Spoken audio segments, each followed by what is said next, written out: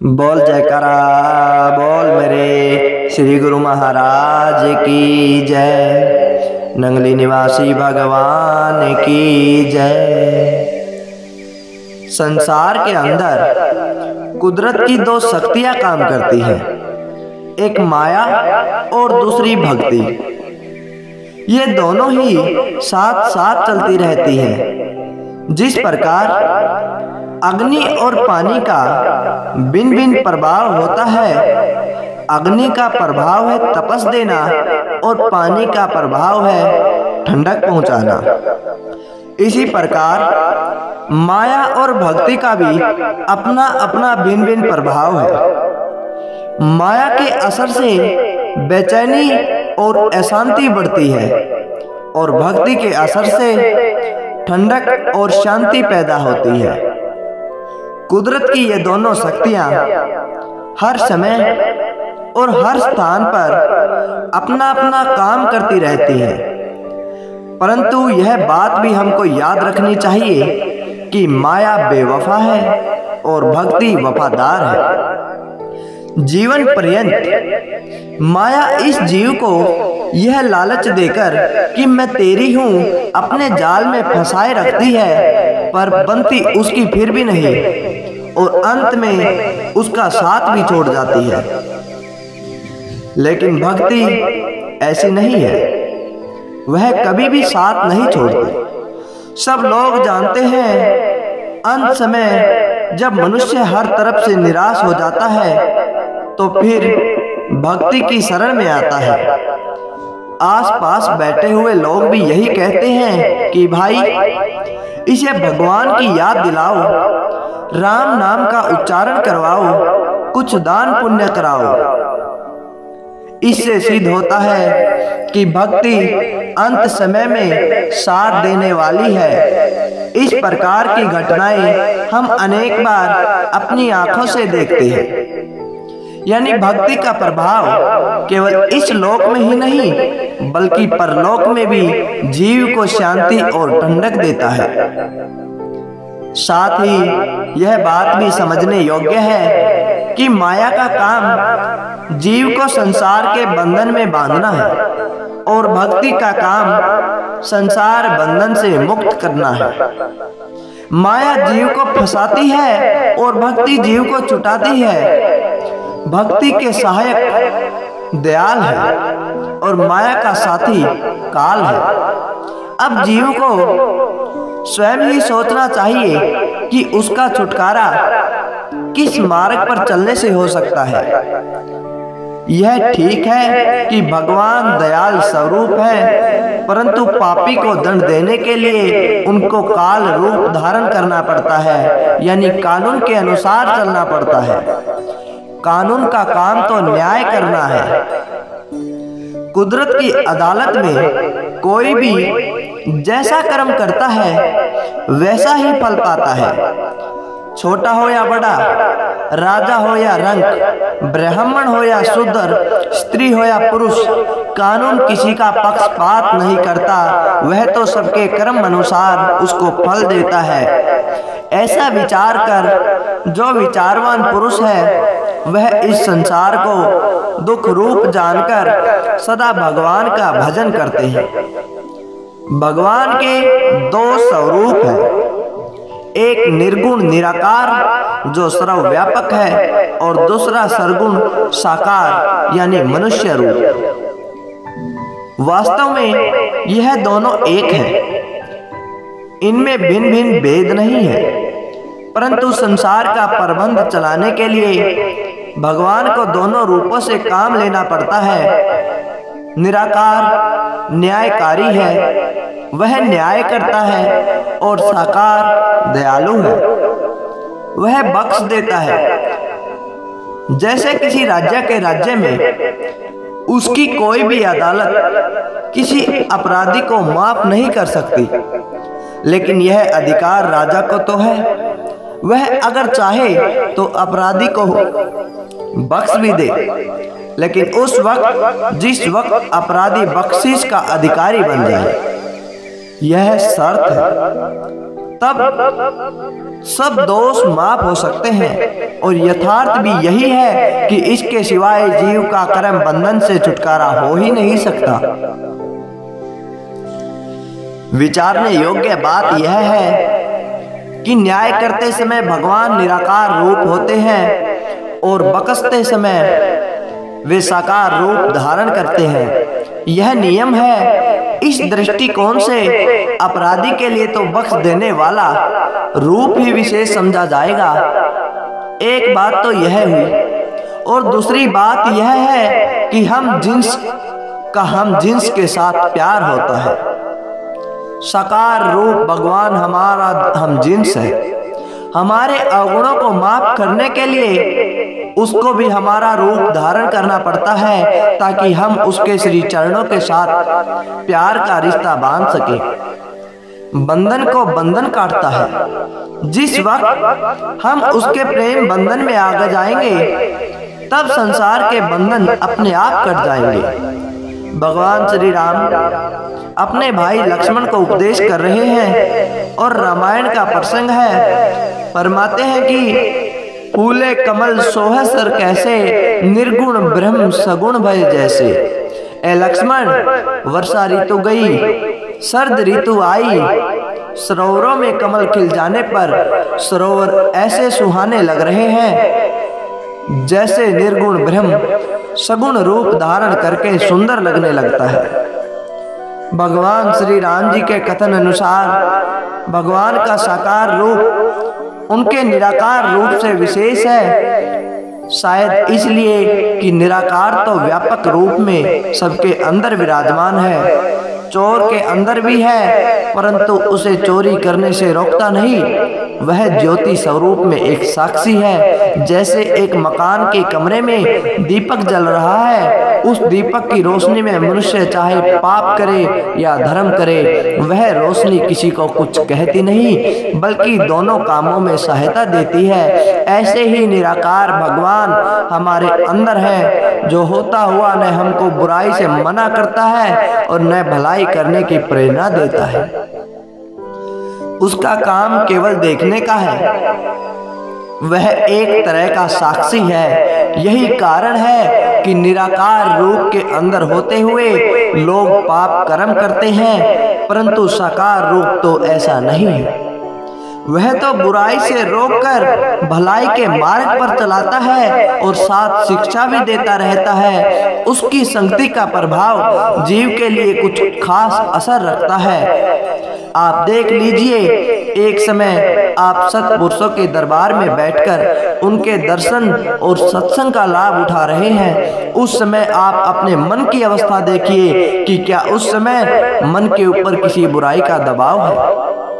जब आप ध्यान से देखेंगे तो स्वयं कह उठेंगे कि सत्पुरुषों की हुजूरी में काम, क्रोध, लोभ, मोह, अहंकार तथा मन का कोई भी दबाव हमारे ऊपर नहीं है।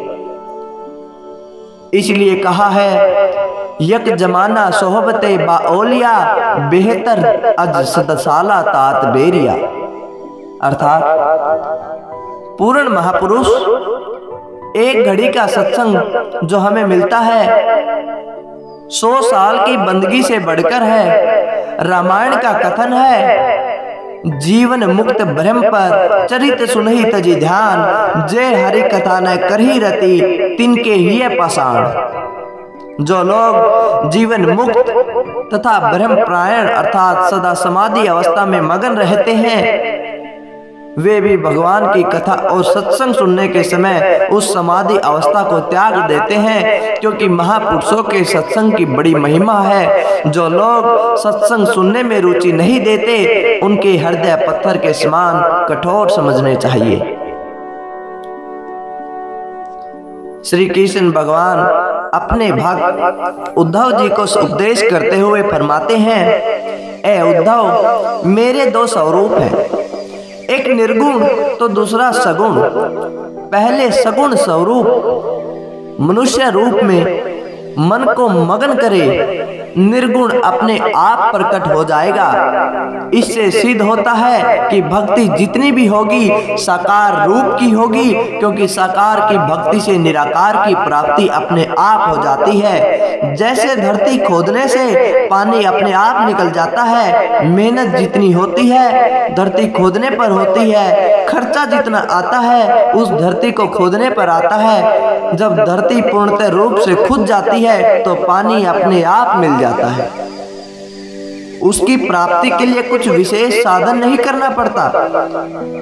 जैसे मकान बनाने के लिए कीमत तो धरती की देनी पड़ती है, परंतु मकान बनाते समय उसमें जो आकाश का हिस्सा आता है वह मुफ्त में मिल जाता है। इसी प्रकार साकार की भक्ति से निराकार की प्राप्ति अपने आप हो जाती है। ऊपर बताया गया कि माया बेवफा है और भक्ति वफादार है, भक्ति के सहायक दयाल है और माया का साथी काल है। इस विषय में कुछ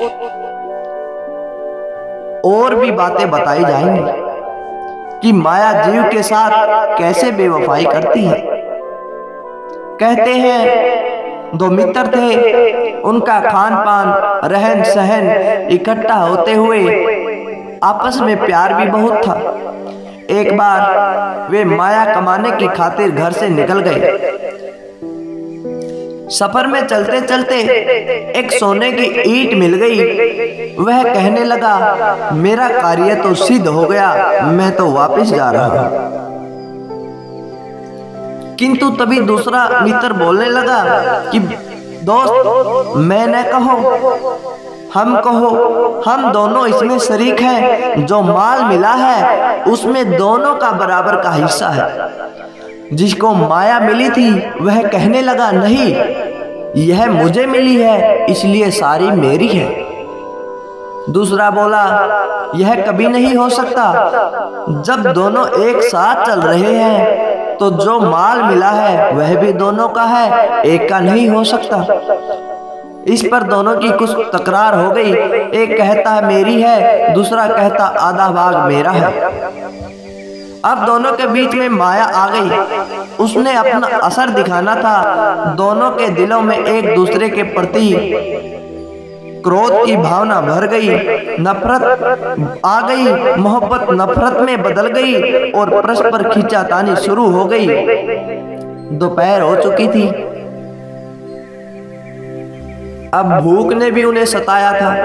एक बोला, इस झगड़े से तो पीछे निपटेंगे, इसमें कोई खास बात नहीं है, जैसे आप कहेंगे वैसे कर लिया जाएगा, लेकिन पहले रोटी का प्रबंध करना चाहिए। दूसरे ने कहा, ठीक है, पहले खाना खा ले, पीछे देखा जाएगा, जितना भाग होगा उसको बांट लेंगे। अब उनमें से एक तो शहर में रोटी पकवाने के लिए चला गया, दूसरा पीछे बैठे देख रहा था। वह उसका इंतजार करता रहा, लेकिन दोनों के मन में माया के लालच में दोनों के दिलों में नफरत और क्रूरता भर गई थी। दोनों एक दूसरे के शत्रु बन गए थे।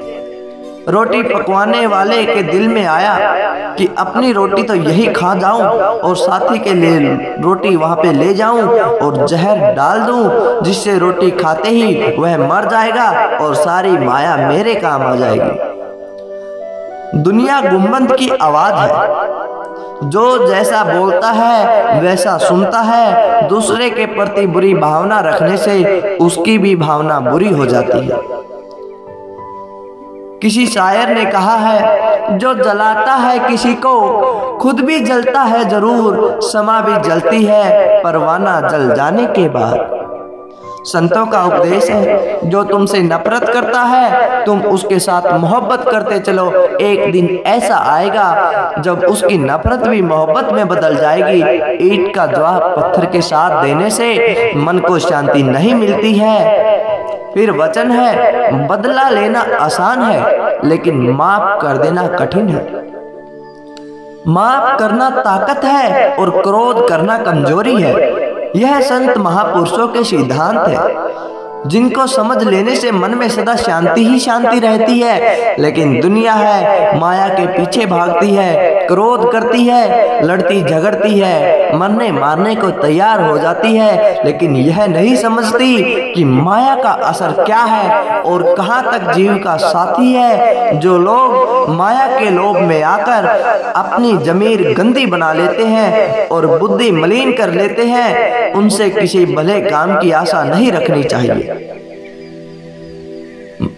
परम संत कबीर जी के वचन हैं, माया छाया एक सी विरला जाने कोए, भागता के फिरे पीछे सन्मुख भागे सोए। कबीर माया पापिनी मांगी मिले न हाथ, मनो उतारी झूठ कर लागी डोले साथ। कबीर माया पापिनी फंदले बैठी हाट, सब जग तो फंदे परा गया कबीरा काट। माया आगे जीव सब ठाट रहे कर जोर, जिन सिरजा जल बूंद से ताके बैठे ठो। आत्मा की आत्मा साक्षी होती है। एक की आत्मा का प्रभाव दूसरे की आत्मा पर पड़ता है, यह कुदरती बात है। जब रोटी पकाने वाले को यह सूझी कि वह आप रोटी खाकर साथी की रोटी में जहर डाल दे, तो उधर दूसरे साथी के दिल में भी पाप आ गया। उसने सोचा कि माया तो मुझे मिली है, यह मुझसे हिस्सा बांटने वाला कौन है, क्यों ना इसको आते ही खत्म कर दूं और सारी माया आप संभाल लो। यह सोचकर उसने एक तीक्ष्ण सा हथियार तैयार कर रखा था, ताकि दूसरे साथी के आते ही अवसर पाकर उसका गला काट दे और चैन से सारी माया का मालिक बन जाए। जब उसका साथी उसके लिए रोटी पकवा कर ले आया, तो आकर उसने कहा, लो भाई तुम रोटी खा लो, मुझे भूख लगी थी तो मैं वही खाना खा आया हूँ। उसने सोचा खाना तो पीछे खाऊंगा, पहले इसका काम तमाम कर दो। अवसर पाकर झट उसके गले पर छुरी चला दी और उसको खत्म करके निश्चिंत होकर भोजन पाने लगा। जब भोजन पा चुका तब विष ने अपना असर दिखाया, वह भी वहीं मर गया। माया एक की भी नहीं रही, जहां की थी वहीं पे धरी रही, वे दोनों खत्म हो गए। या माया जग भरमिया सबको लगी उपाद, यही तारण के कारणे जग में आए साध। भूले थे यह आए के माया संग लुभाए, सतगुरु राह बताइया फिर मिले ते ही जाए। वास्तव में वे दोनों साथी काल के जीव थे। यदि उनमें से एक भी दयाल का जीव होता तो ऐसा कभी नहीं होता, परंतु इस भेद को कौन समझाए। यही कारण है कि हमको सब तरफ से छानबीन करके साकार भगवान संत सतगुरु जो दयाल पुरुष के अवतार है, उनकी शरण की ओर ताकना पड़ता है, क्योंकि सिवाय उनके इन रूहानी वेदों को दूसरा कोई समझा नहीं सकता और न ही सीधे मार्ग पर चला सकता है। संसार में दो गाड़ियां चलती हैं, एक दयाल की दूसरी काल की। दोनों का रुख अलग अलग है। एक अगर सचखंड को ले जा रही है तो दूसरी नरकों तथा नीच योनियों में पहुंचा रही है। दयाल की गाड़ी को चलाने वाले संत हैं और यमराज जो काल की गाड़ी को चलाने वाले हैं। अब मुसाफिरों को स्वयं ही सोचना चाहिए कि उनको किस गाड़ी पर सवार होना है। इसमें संदेह नहीं है कि दयाल की गाड़ी पर चलने वाले संसार में बहुत कम लोग हैं और काल की गाड़ी पर सवार होने वाले अनेक जीव हैं, परंतु परिणाम तो दोनों का अलग अलग है। कहाँ तो जीव सचखंड में पहुंचकर मालिक की गोद में जा खेले और कहाँ नरकगामी होकर गंदी नाली का कीड़ा दाबने। यह कोई मामूली अंतर नहीं है। संत फरमाते हैं, माया तुमको मिली है बरतने के लिए। जब तक तुम्हारा शरीर है तुम इसको बरतो, इसके लिए तुम्हें कोई मना नहीं करता, परंतु इसको दिल मत दो। दिल देने से यह तुम्हें परेशान करेगी। फिर कहा है, माया तो भक्ति की दासी है, दासी का काम सेवा करना है। तुम इससे भक्ति की सेवा का काम लो, लेकिन दिल भक्ति को दो। ऐसा अमल करने से तुम्हें भक्ति भी मिलेगी और माया के खराब असर से भी बचे रहोगे। प्रसंग चल रहा है साकार और निराकार भगवान का, कि साकार रूप भगवान की भक्ति करने से निराकार की प्राप्ति आपसे अपने आप हो जाती है, और सही मार्ग भी यही है। परंतु जो लोग इस सही मार्ग को छोड़कर सीधा निराकार के साथ संबंध जोड़ना चाहते हैं, वह कहां तक सफल हो सकते हैं, यह सोचने की बात है। माना कि समुद्र एक अथाह जल का भंडार है और बादल उसी जल के भंडार से पानी ले जाकर संसार में वर्षा करते हैं,